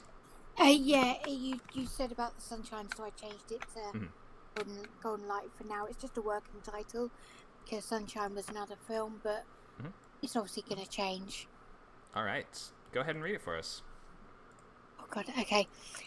When 12-year-old B sees a figure in the radiated wastes outside her fortified home, she begins to question if everything her mother has told her is true, but the more she learns of the events leading to the end of the world, the more dangerous and paranoid her mother becomes. And your main character must do what? This is the thing, I don't really know. Well, I do know, but I don't know how to put it in. So this is the one where it's the, she's discovering about, and she's questioning back and forth. I suppose she has to make a choice between, there you go, yeah. Has to make a choice between trusting her mum or trusting her feelings as to whether she's going to stay in the home or risk going outside into what could be radiated wastes. But as I told you, the twist at the end is that the mum has been lying all the time and it's actually safe out there. But the whole film is her going back and forth between the end of the world hasn't happened and I'm being held captive, to no, mum's just trying to protect me and keep me safe. And it's kind of like a so she has to make that decision. So it sounds like the character must escape from the house. Yeah, but the problem is that this is what we discussed before, and it's eventually she does leave, but that's like right at the end. Mm-hmm. The whole journey is her. It's like the mum's gaslighting her, you know. So the whole journey is she must discover the truth. Why? While her mum's gaslighting her, she's not actively trying to leave the house until Act 3. That seems like a story problem to me. It seems like most of the movie. So you're saying anytime you frame it around a character must make a choice, that's just like an internal process. Whereas it seems like, yeah. Go ahead.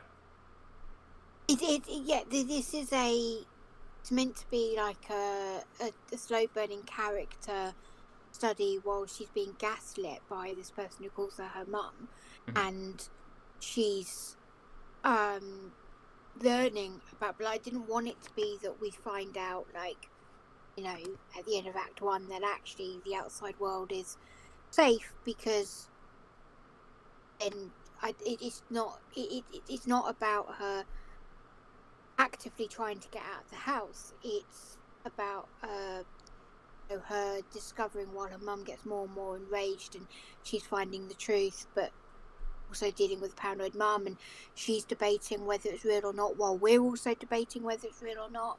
Like, there'll be evidence to say there really is radiation out there, there'll be evidence to say it isn't, so that when she actually does leave the house, we at that point don't know whether she's going to die or not.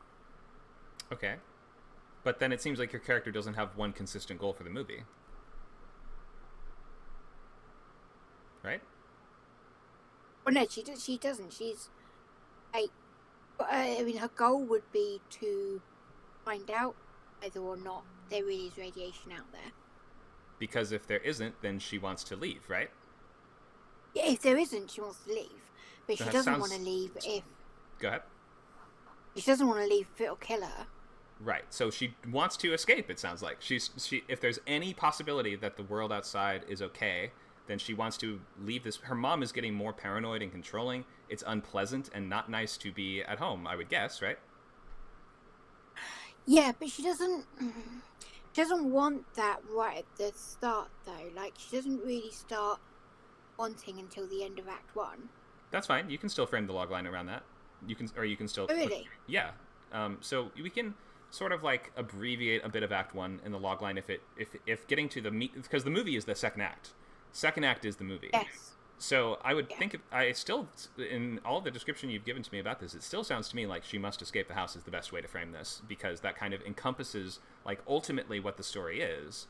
I mean, as the mom gets worse and worse, she's going to become more and more dangerous. Your character has to get out of there, and she's in danger. Would it be escape from? I mean, yeah, I get what you're saying, but obviously, like, she must escape from the house. But like, if there was radiation out there, that would be death for her. Mm-hmm.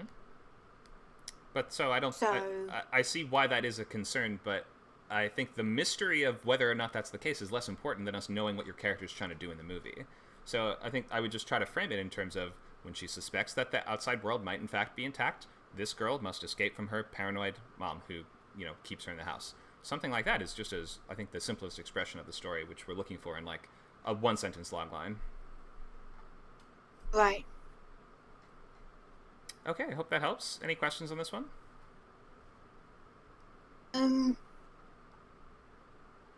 No, I think I still need to process. Like, I think it actually this is a weird thing. I think it'd actually be easier for me to write the log line once I've written the script, if that makes sense. Like, I don't really know what the bulk of the story is yet. I've Okay. only got an idea because it's based on a short.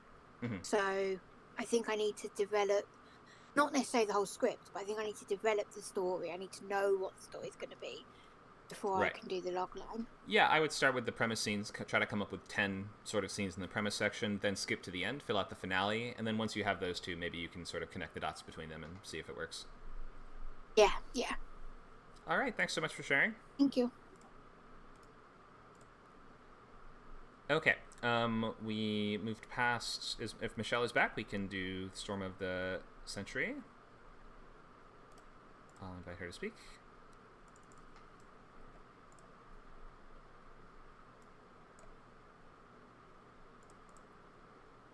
Hi, can you hear me? Yep, I hear you. Go ahead and read can't this out see for the us. Okay, hold on a second. Okay. It's titled Storm of the Century, and I put question mark because I don't know if I'm going to use that or not, and I do need help with coming up with ideas for it. Genre drama. The only comp I know of that would be Twister. Logline with a category 4. Hurricane hits Galveston, Texas in 1900.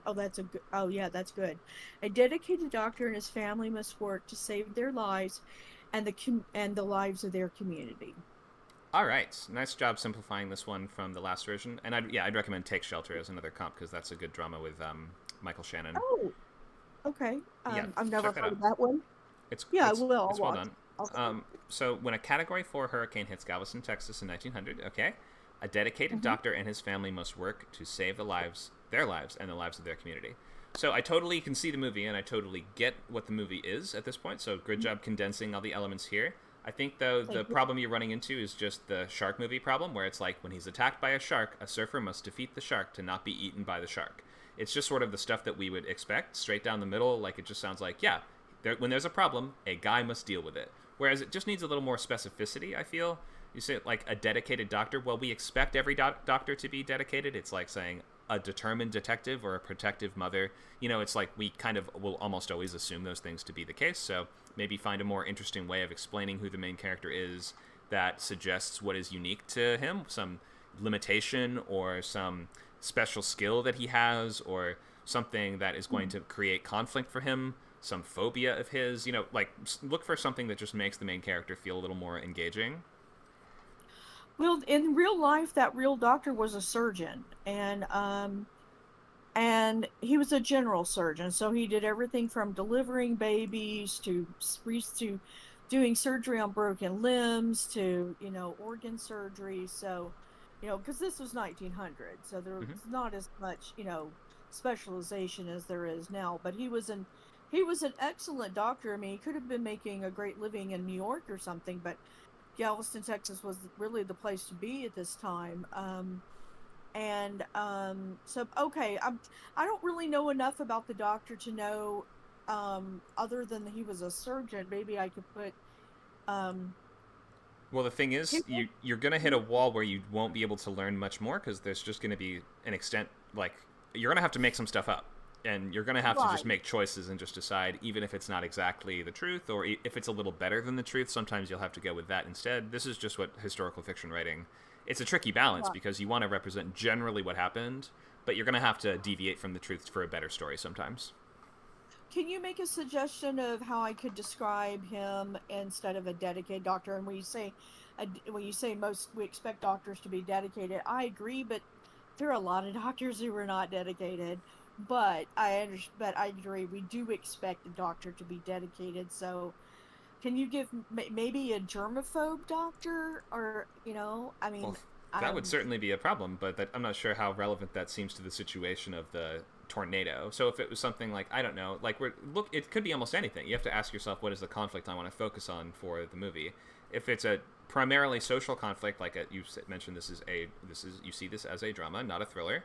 So that means maybe if it's a doctor who's like a sort of outcast, like the X-Town doctor or something like that, that person needing to sort of take charge and lead in the community would be a very conflict-filled situation, right? As opposed to a doctor that everybody already would go to for help. That's just going to be kind of like we would expect that to be how things unfolded. So that's just one single suggestion. You can take that or leave it, or you can think of something in his personality, some flaw of his. Think of his relationships.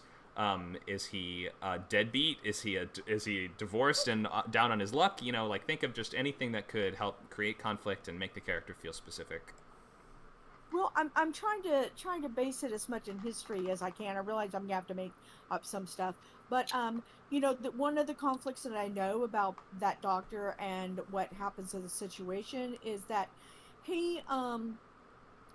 he's expected to be a prominent citizen and get involved in like the society and the politics of the town, and he's not interested.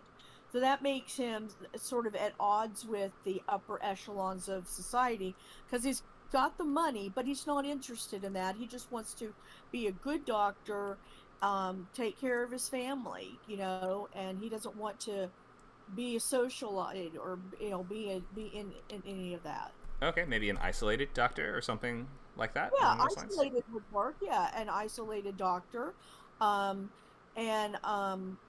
what happens in this situation is he becomes the de facto leader, and because he's now having to work to save his and his family's lives, but also other people that come literally knocking on the door, begging for help because they're gonna drown, or be killed by debris. And he's got this nice big sturdy house that survives, and he's a doctor. He can take care of them, and so they go from for the townspeople go from relying on the police, the mayor, etc., to relying on this doctor. Okay, so maybe in that case you might want to frame the logline a little bit to emphasize the fact that he takes a leadership position in the community. So emphasize that he takes charge, not just that he works to save people's lives, it's that he becomes the person, he becomes like the community's leader, he becomes in charge of saving people's lives. I think that's what you're saying. Yeah, exactly. So I write an isolated doctor and his family must take charge to save their lives and the lives of the community? Something like that. Yeah, I think you're almost there. Okay. What else would you suggest? That's all I've got for now. I think the basics are strong. Maybe if you can find like if there is if there's like a central relationship here, it's not just his family. It's something like his estranged wife or his his son or something like that. If there's just one other important person, then that you can bring into the logline, that might be really useful to help kind of see the movie. Well, I do know in real life that the wife would like to be a socialite, but she really, but because the doctor is isolated, it's not really very easy for her to be a part of, quote, high society, because he doesn't want to go to the balls, he doesn't want to go to the teas, he doesn't want to do any of that. He just wants to be a doctor.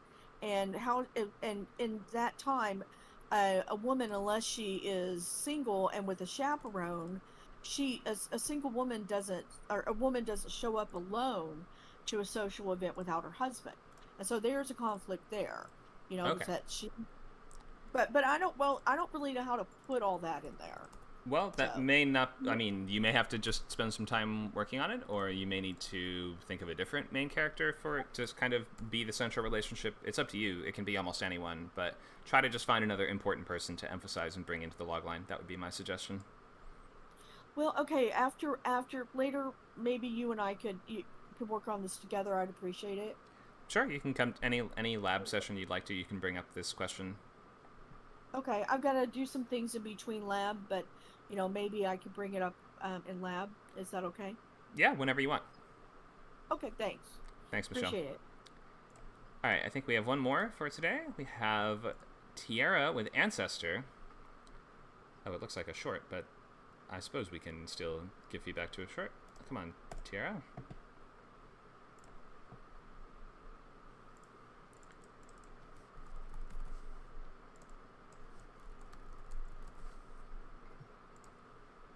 Hello? Hi there. Can you hear me okay? Yes, can you hear me? Yeah, I hear you. Great. All right. Why don't you read out what you have for us and tell us about this movie? Okay, yeah, first of all, I'm sorry that it is a short. That's okay. I wasn't thinking. I do have a feature log line if you want me to go back and do it, but Yeah, if you'd like to participate in this boot camp, then I would share the feature logline instead. If you're just looking for a little feedback on this horror short, I can also give that to you. Whatever you would prefer to work on. okay. Yeah, I can change it if you need me. Sure. Do you want me to just come back to you in like 5 minutes when you've typed up the feature one? That's correct. Yeah. Okay. I'll come back to you soon. Thanks, Tiara. I'll at least look at this though. I'm not going to ask her questions on it, but I'll at least read this. So as she works to type up the feature stuff. All right. Horror short called Ancestor. Good title. Desperately longing to reconnect with her deceased grandfather, a young woman calls a psychic hotline that results in something more sinister. Okay, yeah, for this one, I would usually just say be specific. Some results in something more sinister is just kind of like back of the box kind of description for the movie. That's intended to intrigue somebody who might buy the DVD or something, but we really have to be more brass tacks and say what specifically happens. So when a young woman calls a psychic hotline to reconnect with her grandfather, a blank occurs, and now your main character must blank before blank. So she gets attacked by a ghost and now must complete a ritual to banish the ghost or something along those lines. But that's okay. We don't have to focus way too much on this one. We'll look primarily at her feature for today. Let me see if we had anyone else that had shared a logline that I didn't get to, or anyone that had an update. And look, I think someone posted an update. Oh, maybe they deleted it. Steve. Okay, we'll look at the reworked Boxing Jesus logline, and I'm not going to bring you up for the moment just because in the interest of time I'll just sort of read and respond to this. Alright, Boxing Jesus still. Elevated horror. Exorcist meets the Green Knight. Okie doke. After nearly killing the love of his life by drawing her with a satanically possessed pencil, wow, what a first sentence, an angry artist must save both of their souls from the devil and the cult-like incarnation of Jesus that has ruined his life. All right, so I like the inciting incident here. After nearly killing the love of his life by drawing her with a possessed pencil, an artist has to then save both of their souls from both the devil. I'm not sure what a cult-like incarnation of Jesus necessarily is. Cult-like in that he's like a cult leader, or in that he is just sort of, I think you're just saying he's kind of just evil in this version, so maybe just simpler just to say the evil incarnation of Jesus, or some kind of dark version of Jesus that has ruined his life starts to confuse me, because that, I'm not sure where that falls in your timeline of events here. Did that happen before he almost killed the love of his life, or after that? So I think I might take that out, and then either, I mean, I'm still looking for the cause and effect in the story. After nearly killing her with a pencil, by drawing her with the pencil, why must he then save their souls from the devil and evil Jesus? I'm just wondering why they are in conflict with him. Did they both want him to draw her with the pencil? Did that do something? In any case, I think that the construction of the sentence here is much stronger, and I like how you framed the beginning of this. I'm still just wondering, why does this have to happen? Why is this occurring? What is the actual logic of the scenario? But nice job with the revision for this. Hopefully you can address some of those questions in the next version. All right, so while we're waiting for Tierra to finish with that last logline, I'm going to just go over the stuff coming up for next week and what to look at next. So sketchbook, you should definitely be filling out this whole week. There's no wrong thing that goes in the sketchbook. This is a Google document where you're going to put all of your ideas. Even if you have no idea how they're going to fit in the movie yet, you're like, there has to be a scuba diving fight scene. I don't know where it goes. You just put that in the sketchbook. Just write that down, scuba diving fight scene, any other details you have. Maybe you'll come up with lines of dialogue or characters or things that can happen, or research for the setting, story, or world, photos, links, videos, drawings, anything else that will just help you flesh out the story. We're just dumping sand in the sandbox that you will later be able to shape into sand castles, perhaps. We might ask, why is the story universally relevant? Something baked into human nature and these elemental themes about love and death and friendship and things that transcend time or location. We're looking ideally for an idea that's both, something that anyone can sort of relate to and root for in some way, even if it's something they've never experienced before, or it's some world that they are not a part of. And then ideally maybe something also that's relevant today, touching on topics which have come to prominence in the news and day-to-day life. In the best case scenario, you take a topic that is relevant recently and you use it as the backdrop or key component of a more universal idea. That's going to just kind of form the strongest high concept movie, modern feature pitches. Don't worry way too much if you, oops, sorry, the text cut off there. Don't worry way too much if your idea isn't like this and you're like, I don't know, I just thought it would be funny to do a movie about an evil bear. Well, that's also fine. You can also just pick something for a boot camp that's going to keep you excited and energized, but this is like just some tips for what makes a feature idea feel relevant, impactful, important, and something worth reading or watching. So you can consider why this story, just because it's a lot of fun, is a fine answer to that question. Really, though, we are trying to build a strong hook, a hook being kind of, imagine your audience says, I've seen a million movies of X genre, but this is the one where blank happens. I've got to see the one where X occurs. You know, I've seen 100 haunted house movies, but have you ever seen one where the haunted house is the hero of the movie? I haven't. That'd be cool to see in some way, right? So you got to look for that, but this is the one where blank, and see if you can kind of incorporate that into the pitch. So for next time, I'm not going to go into high concept versus execution dependent, but that's the basics of high concept. Is it doesn't mean more complicated. It means an engaging and self-contained premise with broad appeal that blooms in the mind to suggest a conflict structure, and essentially we can just hear the idea and we can sort of envision the whole movie. That's basically what high concept means. So try to fill out that sketchbook. There's no right or wrong way to do it. Maybe think of some big blockbuster moments, as I call them. Maybe just a few sentences each to describe awesome moments from the middle of the movie, which are going to leave the audience cheering and, on the edge of their seat. Whatever emotional experience you're trying to deliver, think of just like 3 amazing moments like that. E.T. rides the bike in front of the moon, or Elliot rides the bike in front of the moon. E.T. lets all his friends fly on the bikes. That's a big blockbuster moment. Or what about, Forrest Gump breaks out of the leg braces and he's running down the street. That's a huge, big blockbuster moment. All these conversations in romance movies where people are shouting at each other in the rain, declaring their love, those are big blockbuster moments. So maybe try to come up with a couple of those. Fill that out as much as you can. You want to, by next week, try to finalize that logline using the feedback you got today. Using your logline as a compass, then go out to fill out your sketchbook. And by next week, you're going to want to have read a proscript from the blacklist.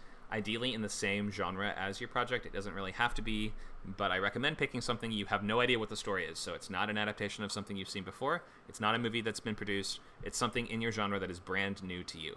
So you absolutely must be reading to be writing features. So do this by next week and be ready to just say, what did I read? What did I like, notice, and learn? It's not a quiz. Okay, we have a question in the chat. Can I post the slides? Sure, I'll post them right now. There you go. All right, we have one more logline from Tierra. Puppeteer. Let's take a look at this. I think it's another horror story.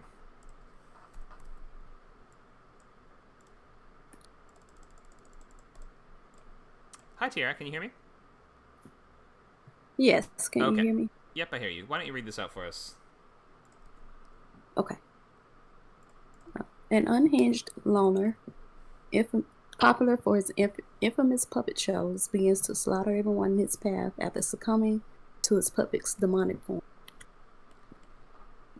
All right, thanks for this. So, Puppeteer, horror feature. This sort of the villain of the movie is this puppet master. I think I see your comp is puppet master. An unhinged loner, popular for his infamous puppet shows, begins to slaughter everyone in his path after succumbing to his puppet's demonic form. Meaning he gets, like, possessed by the puppet? Yes, that's correct. Okay. So, well, that's go ahead. Well, that's the direction I want to go in, yes. I see. Okay. So he has, like, a demonic puppet, or he gets one from, like, a sketchy source, or he gets one from, like, a murder scene or something like that. And it turns out that it's haunted, and it possesses him and makes him sort of into this evil murderer. Is that right? That's correct. You got it. Okay, I'm with you. Believe me, I love this kind of thing. I've written on Creepshow. I'm really big on sort of old school, like, Tales from the Crypt kind of horror stuff, so I'm with you on the basics of this. I think you should start the logline by saying when he gets possessed by his demonic puppet or something like that. That should be the first thing that we kind of hear. That's the inciting incident, it sounds like. When he gets possessed by his puppet, an infamous puppeteer begins to slaughter everyone in his path. Or I guess, are you saying he's slaughtering who specifically is he killing? His audiences? Or his critics? Or who is he targeting? I guess it's just people, like, in the town, or, you know, anyone he comes across, like, maybe on the street or something like that. Oh, just anyone. That's okay. You don't have to have the answers right now, but just maybe be thinking, what's his actual objective? Is he trying to collect a number of souls so that he can complete some kind of spell? Or is he trying to make the puppet into a real boy? Like, does the puppet want to be alive and he needs a certain an amount of blood to become alive? Or something like that, which you would be able to use in the logline to sort of let us know what the finish line is. Because I get the basics. We're following the villain. It's a villain protagonist kind of story, I think you're saying, right? And in that case, then the villain needs to have a specific goal beyond just killing people, because killing people doesn't have an end to it, right? Just killing people forever, not really a plan. So having some kind of objective would be useful if we're following this puppeteer as the main character. If you want someone else to be the main character, or I guess I should say, if you're thinking that you want his only goal to be cause as much slaughter and chaos as possible, then we may need another character in there to sort of root for. Like, he starts to target one specific, maybe a critic of his shows, or maybe a kid that laughed at his puppet show when they weren't supposed to, you know, somebody that he considers worthy of murdering, that we then kind of root for them. A little more like, did you see Child's Play? Yes, I've seen it. Yeah, you know, so like in that movie, we root for the kid, right? Although we do start with Chucky. We start with Charles Lee Ray, as he's a murderer who he gets shot by the police and he possesses the doll. But and we're sort of following him for the first part of the movie. But then the main character ultimately is this kid. Is his name Danny or something like that? Or is that the kid from The Shining? Danny, I believe it. Oh, no, I'm not sure. Maybe that's right. Okay, in any case, but we're rooting for the kid. He's sort of the main character. So we probably frame the logline for Child's Play like when his doll ends up being possessed by the soul of a serial killer, this kid must find a way to defeat it before it kills his whole family, or something like that, right? So start with your inciting incident, when his doll becomes possessed, a serial killer, and then you gotta find his goal. You know, starts collecting souls to make the puppet alive, or something like that. Or maybe you'll find that hero, or that, you know, that victim of his that we can root for. Or maybe it's a detective, maybe it's someone trying to piece together who is killing all these other puppeteers, or something like that. It sounds like you might just have to dig a little deeper on why is the villain doing this, what is his actual objective, and then who kind of ends up in his path that we're going to incorporate into the story. Oh, sounds good. I like those ideas. I definitely appreciate that feedback, and I will take a look at Child's Play's logline too for help. Sure. Any questions on this? Nothing, but do you think it would make a great feature? I do, yeah, for sure. If you can find, Okay. I'll say we've seen a lot of sort of puppet or doll adjacent sort of movies before, so you have to find a little bit of a uniqueness to in like the tactic that he uses or something like that, or try to find just something that we haven't seen before. But as long as you do that, you can kind of go as crazy as you want. Like, the thing about horror, the really good thing about horror, the audience will follow you almost anywhere. So we want to see your whatever craziness you thought of for your specific puppet master villain man. But what does he actually do? Does he turn people into puppets? Is he able to control people's minds from afar? Like, maybe find what is his unique tactic or power that he gets that he can use? Can he turn his puppets alive and they can attack people? That's a little like Puppet Master, I suppose. The movie Dead Silence is another sort of evil doll, evil ventriloquist dummy kind of movie where the doll ends up sticking its hand in somebody and making them talk and stuff, so it can like have different powers. So maybe think of like, what unique thing would your character do? And as long as it's unique, and it can be as crazy and wacky and violent as you want, and we'll sort of be there for it. Okay, sounds good. So have fun with it. It's sort of like a old school, like almost Tales from the Crypt style premise. So we expect it to be wacky and over the top, and it can still be very scary, but we're looking for uniqueness is going to be the main thing that this audience would be looking for in a movie like this, just because you have to imagine they've seen a lot of evil puppet, evil doll stuff before. Yeah, I agree. But I also have a thing for like the classics too. So yeah, I do too. I totally get it. So I think that it's a solid premise. Just find that seed of uniqueness, and you'll be good to go. Okay, thank you so much. I appreciate it. Sure, thank you so much for sharing.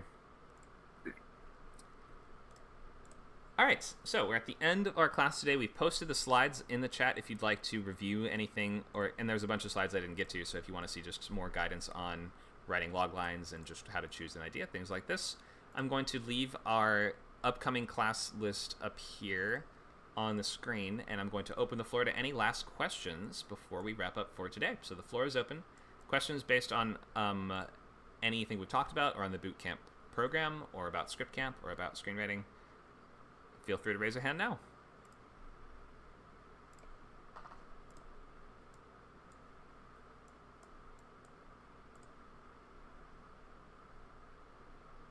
We also have a poll in the chat. If you scroll up just a little bit, you'll see there is a series of kind of blue numbers that you can click on. The number 1 will indicate that you intend to sign up but have not yet done so. And if you click that, you'll get instant access to all of our member chat channels. Looks like we have a request to speak from Joya. Hi, Joya. What's your question? So your mic is muted, just so you know. You'll have to click the gray microphone icon in the bottom left corner of the screen. There you go. Okay. Sorry about that. You're So fine. when is the novel writing one? So Novel novel classes writing. are Saturdays from 12 to 2 on WordCamp. We are in week 10 of 12 right now, so in 2 weeks the program will conclude, and then we'll announce the new class schedule after that. Gotcha. Okay. Thanks. Sure. It should still be on Saturdays, though. Saturdays, the same time slot. Oh, okay. Perfect. Thanks, Joya. Is this a question from Michelle? Looks like we have a hand raised. Go ahead. Hey. Okay, so this is just about this program or whatever. I can't see anything in the chat. When I had to leave and I came back because I was having problems, I could see you in the class, but I couldn't see anything in the chat. I'm not sure why that would be. If you mouse over the classroom channel on the left-hand side of the Discord window, you should see a small white word bubble that says Open Chat. On the right hand of the pane, that should open the voice channel chat. If you're not seeing that, then you may need to restart Discord. Okay, I appreciate it. Well, the class is ending, so I'll disconnect. Oh, Nacho was, I didn't get to it fast enough, Nacho. That's okay. Hope that answers that question. If you're still having trouble with that later, feel free to send me a message and I'll try to help out. Yeah, I appreciate it. Yeah. okay, since class is ending, I'll disconnect and we're coming back in 2 hours, right? Or is there another class right after this? There's 2 other classes today. My next class is at 1 Pacific time, so I'm teaching sci-fi at 1, and then there's a copyright class at 5. Okay. Trying to. Oh, there you go. Now Schedule's I right can here behind see me. it. Yeah, it was too small. I couldn't see it. Okay. Today at 1 Pacific, right? That's right. Right. Okay. So it's gonna be at 3. 5. That's Pacific, right? All the times are Pacific. That's right. Okay. I'm just gonna take another picture of this. And by the way, I recorded you when you were speaking for for personal purposes of notes. So I'll never post it on any social media or anything like that. That's okay. It's actually already on social. This is streaming live to YouTube, Twitch, Twitter, Discord, Facebook. So it's already all recorded. Yeah, but I mean, I'll never use your recordings, personally. You can use them. Oh, well, okay. Well, I wouldn't ever, but I mean, I just wanted to let you know that because you're not supposed to record somebody without their permission, but I didn't have time to ask you for permission before I just started recording. So. Okay, it's totally fine. And also, if anyone else would like to review the recording later, this will be on YouTube right away. Oh, okay. Okay, that's perfect. Okay, so I'll see y'all later, and in the meantime, y'all have a good time. Thanks, Michelle. Sure. Bye. All right. Any other last questions before we wrap up for today? If not, we will see you guys at 1 for sci-fi. Table reads at 2. Copyright class at 5. It's like a chock full day at Script Camp. Maybe the most classes we've ever done in one day. Thanks a lot, guys. We hope to see you soon. Next week, same time for Bootcamp. Fill out that sketchbook, finalize that logline, read a pro script. You can't skip that step. All right, looking forward to next time. Thanks a lot, folks. Have a good rest of your weekend.